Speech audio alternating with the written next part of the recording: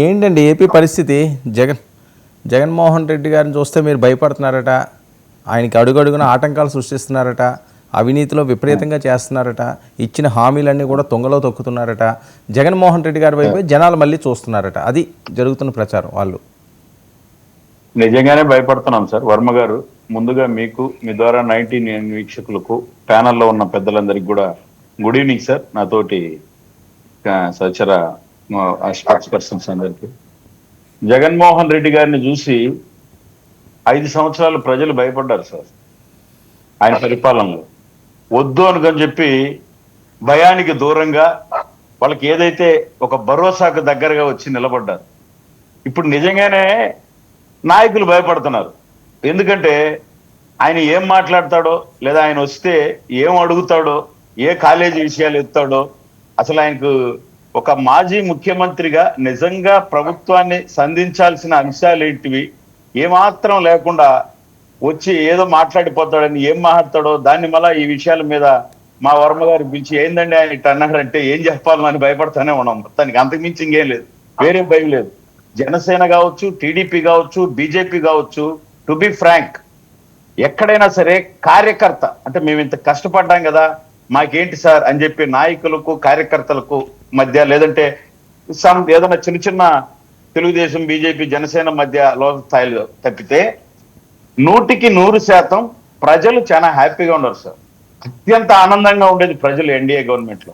నేను దీన్నే పదే పదే చెప్తాను. ఎందుకంటే మా నాయకుడు మా యొక్క పదవుల పంపకం, మా యొక్క పార్టీల ప్రాపకము ఇవి కాదు మాకు ముఖ్యం. మాకు ఫస్ట్ ప్రజలు బాగుండాలి. ఎవరు ఎన్ననుకున్నా, ఎవరు ఎంత నవ్వులాటకైనా వాళ్ళు నవ్వి రోడ్లో నిలబడిపోయాల్సిన రోజు విధంగా గర్వంగా ఎన్డీఏ గవర్నమెంట్ ముందుకు తీసుకెళ్తాను. ఆయన అన్న ఇందాక సోదరుడు అన్నాడు నీకు 15,000 అన్నారు.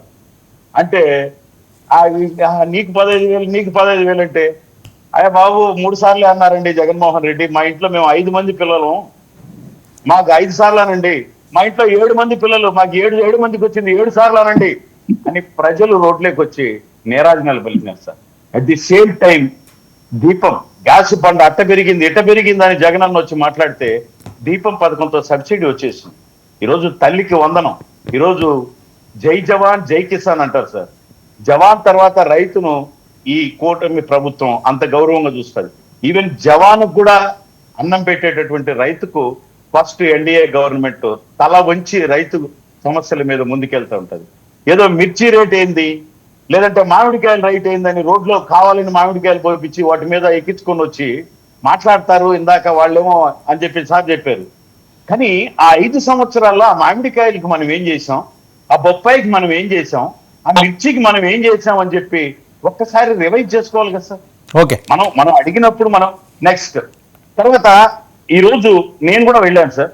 నేను కూడా పాల్గొన్నాను మా ఎమ్మెల్యే గారితో, టీడీపీ ఇన్ఛార్జి గారితో. 22,462 మంది రైల్వే కోడ్ నా నియోజకవర్గంలో రైతులకు దాదాపు ప్రతి ఒక్కరికి 7,000 లెక్కన. దట్టు ఇంకోటి ఏంటంటే ఎంత పగడ్బందీగా ఈ గవర్నమెంట్ ఉందంటే మళ్ళీ agriculture and revenue grievances start చేసినారు. ముఖ్యమంత్రి గారు మీరు చూసారో లేదు. ఎందుకంటే ఈకేవైసీ కానీ లేకపోతే చిన్న చిన్న ప్రాబ్లమ్స్ ఉంటే మాకు ఏ ప్రాబ్లం లేదు కానీ మాకు రాలేదు అది ఈ వైసీపీ వాళ్ళు వీళ్ళింట్లో టెక్నికల్ ఇష్యూ ఉంటుంది. ఏదో వాళ్ళ కొడుకు ఎవరి దగ్గర వాళ్ళ కొడుకు పేరుతో, ఒక నిమిషం sir let me finish, car కొనుక్కొని ఉంటారు, కారు ఉందని చెప్పి వచ్చి ఉండదు కానీ యాక్చువల్ గా ఇతను బెనిఫిషియర్, దాన్ని పట్టుకొని ఇతనికి రాలేదు మోసం చేస్తుందని చేస్తారు కదా. అటువంటి కాదు ఇప్పుడు వంశీ ఒక వాయిస్ ఇచ్చారు, ఆయన మీద కొత్త ఛార్జ్ షీట్ పడిపోతుందట, అరెస్ట్ చేయబోతున్నాడట, ఛాలెంజ్లు కూడా విసిరే పరిస్థితి ఏంటి? మీకు కూడా ఉన్నది ఆ ఇన్ఫర్మేషన్? ఎవరి మీద సార్? జగన్మోహన్ రెడ్డి గారి మీద లెక్కరకు సంబంధించి 100% ఉంటుంది సార్. ఎందుకు ఉండదు సార్? ఉంటుంది అదా కాదు, గుడి చుట్టూ తిరిగి అందరు ఎత్తుకొని పోయి ఉండిలో వేస్తే ఉండి ఎవరిదైనా అడగరా? ప్రతి కనిపించిన చోటల్లా చేతులు ఎత్తి దండం పెట్టి కష్టం చేసిన ఈ రోజు కసిరెడ్డి భావోద్వేగం మనసు ఉద్వేగం ఏంటి ఏం చెప్తున్నాడు కదా ఆయన ఓపెన్ గా ఆ పరిస్థితి ఇది అని. ఈరోజు 11 కోట్లు అక్కడ ఉందని ఎవరు చెప్పారు? ఆ 11 అనే సంఖ్య అంటేనే ఇదొకటే అని చెప్పి వస్తున్నారు, బుర్ర లేకుండా వచ్చి మాట్లాడుతున్నారు. ఈ డబ్బులంతా ఎక్కడిది? మీరు ఈ 11 కోట్లు, ఈ 40 కోట్లు, ఈ 30 కోట్లు మీరు చెప్పే 1,000 కోట్లు కాదనేది. ఈ తీగంతా కదులుతూ ఉంది. అల్టిమేట్ గా 100% వైసీపీలో ఉన్నటువంటి వాళ్ళ బిగ్ బాస్ కి డబ్బంతా చేరింది, ఇది నో డౌట్. ఆ ఫ్రస్ట్రేషన్ లోనే బయటకు వచ్చి నోటికి ఏమొస్తే అది మాట్లాడుతున్నాడు. చంద్రబాబు గారు ఈయన కొట్టినారు, ఈయన కొట్టినాడు, ఆయన ఈయన కొట్టినాడు. ఒక ముఖ్యమంత్రి గారు మాట్లాడాల్సిన మాటలావి. నిజంగా నువ్వు భరోసా ఇవ్వాల్సి ఉంటే, ఒక మహిళని తిట్టినానంటే వాళ్ళని తిట్టినప్పుడు లేదా వీళ్ళని అదా ఫస్ట్ నువ్వేం చేయాలి? ఫస్ట్ నీ నాయకులకు ఎప్పుడు ఏ రోజు సమన్వయంతో మనం లైన్ దాటకూడదని ఏ రోజు మాట్లాడినారు? ఇష్టం నోటికి ఇష్టం వచ్చినట్టు మాట్లాడుతూ నేను ఒక్క మాట చెప్తున్నా. జగన్మోహన్ రెడ్డి గారు ఇప్పుడు ఈ ఎన్డీఏ గవర్నమెంట్ వచ్చినాక ఒక నిజమైన నాయకుడిని, అంటే అతన్ని తిట్టి నేను చూడు జగనన్న బాగా తిట్టినా అనిపించుకోండే తప్ప, ఎవరో ఈ క్రికెట్ బెట్టింగ్ లో చనిపోయి వీళ్ళని తప్ప, నువ్వు ఒక శుద్ధమైన నాయకుడి దగ్గరికి పోయి నిజంగా నీకు అన్యాయం జరిగిందని ఒక్కరిని ప్రూవ్ చేయమనండి. లేదు కదా. నేను అందుకే సార్, నేను లెట్ మీ ఫినిష్ సార్. మీరు ఆయన అందరికీ చెప్తాడులే, మాకు కూడా ఇవ్వలేదు టైం. నేనేమంటున్నానంటే, నేను నిజంగా ఈ రైతు పథకంని 100% చేతులు జోడించి ఎన్డీఏ ప్రభుత్వానికి నేను నమస్కారం తెలియజేసుకుంటున్నాను. ఎందుకంటే మమ్మల్ని అందరినీ కాలరెగెత్తి, నువ్వు జనసేన, నువ్వు టీడీపీ, నువ్వు బీజేపీ అని రైతులు పొలాల గట్ల మీద కానీ వీధుల్లో కానీ మీసం మీద మెలేసి కాలరెత్తుకునేటట్టు చేసిన పథకం సార్ ఇది. ఎన్ని ఎగతాళలకు అవహేళనలకు గురైనా ఇది సీజన్ సార్, ఇది సీజన్. 7,000 రూపాయలు ఈ రోజు వాళ్లకు ఎంతో అవసరంగా వాళ్ళ విత్తనదారులకు కానీ, అలాగే ఇదే సీజన్ లో కొద్ది రోజుల ముందే ఆ పథకం వచ్చి ఒక్కొక్కరికి ఇంటికి 15,000 విద్యార్థులకు.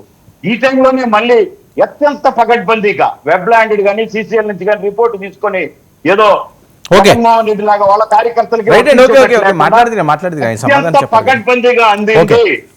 అత్యంత ప్రజలంతా హ్యాపీగా ఉన్నారు. ఒక్క లిక్కర్ స్కామ్ కోసమే వెయిట్ చేస్తున్నారు. ఎప్పుడు ఆ శుభగడియ జరుగుతుందా, ఎప్పుడు ఆ స్కీమ్ కు స్టార్ట్ చేసి మా భర్తలను, మా తండ్రులను, మా అన్నదమ్ములను కోల్పోయేటట్టు చేసినటువంటి ఆయనకి ఎప్పుడు శిక్ష పడుతుందా అని ఎదురు చూస్తున్నారు సార్.